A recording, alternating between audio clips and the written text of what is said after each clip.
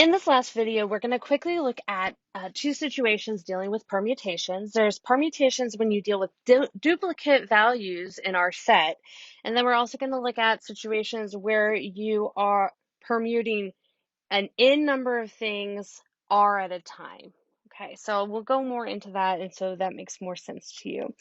First thing is we're going to look at duplicates. We're going to see situations where we're trying to figure out all the ways to arrange or rearrange words or letters or numbers, and we have duplicates. And so what you need to be sure that you remember is that you need to make sure to divide out the repetitions.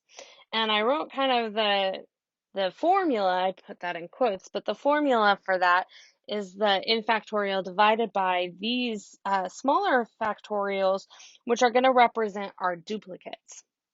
So let's look at one example. I think it's easier to see these when you actually see an example. So if we're asked how many different ways can I rearrange the letters in the word Tallahassee, we can count and see that there are 11 letters in the word Tallahassee. So my total N is 11. But there are letters that repeat themselves. So it doesn't matter if this A is here or that A is switched, right? They're both A's. So we need to account for the repetition. So we know our N is 11. So our numerator is going to be 11 factorial. But our denominator is going to be based on our repeating letters. So the first letter that we see that repeats is an A, and it repeats 3 times. So our first value in the denominator is 3 factorial, and that's representing the A's. The second letter that we see that repeats is the L's. There are 2 L's that repeat, so we represent that with 2 factorial, which is going to represent my letter L. The next letter that repeats is the S's. There are 2 of them. They repeat 2 times. So this 2 factorial represents the S's.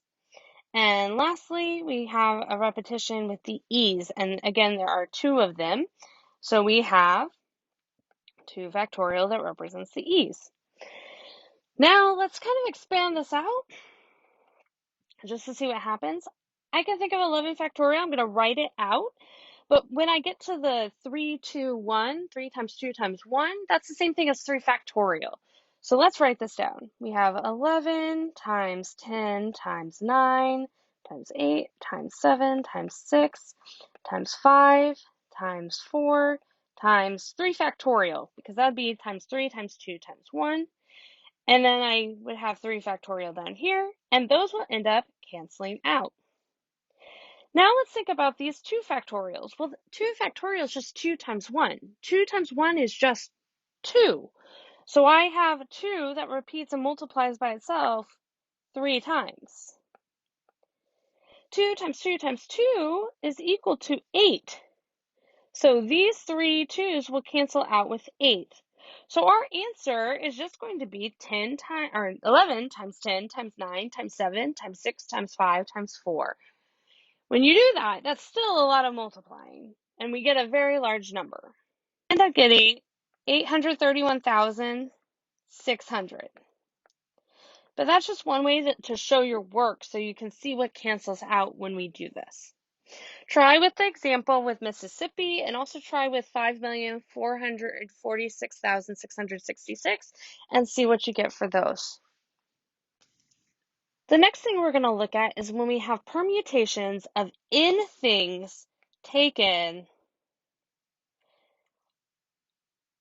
r at a time. So you might have 15 objects in your set, but you're only selecting or permuting 4 of them. So we would say, or we represent that with n permute r. That's one way that people write it. Another thing that people do is sometimes they say n pick r, which means you have n objects, you're picking to permute r of them. So n and r just represent numbers. N represents the total number of objects in the set, and R represents your number that you're picking and permuting. Okay, so the definition of this, though, is just n factorial over n minus r factorial. So let's look at an example. The situation is we have 7 cars in a race and there are no ties allowed. So how many ways can the first 3 finish? So our n value for n permute r, our n value is equal to 7. Permute that with how many different spots we're arranging, or how many places we're arranging in this case, and that is 3. So in this case, we would have 7 factorial divided by 7 minus 3 factorial. That's the same thing as 7 factorial over 4 factorial, which then I'm going to write that out on the next slide. 7 factorial over 4 factorial. If you think about that, that's the same thing as 7 times 6 times 5 times 4 factorial over 4 factorial. Because that's 4 times 3 times 2 times 1, 4 times 3 times 2 times 1. Saves us from writing it all out. Any number divided by itself, or any numbers in this case, because the factorial represents many numbers, cancels out to 1. So 4 factorial divided by 4 factorial is 1. And we get 7 times 6 times 5. 7 times 6 times 5, that equals 210. The way we write this with numbers, we would say 7 permute 3. And in the previous video, when I showed you how to do the factorial, under the prob button,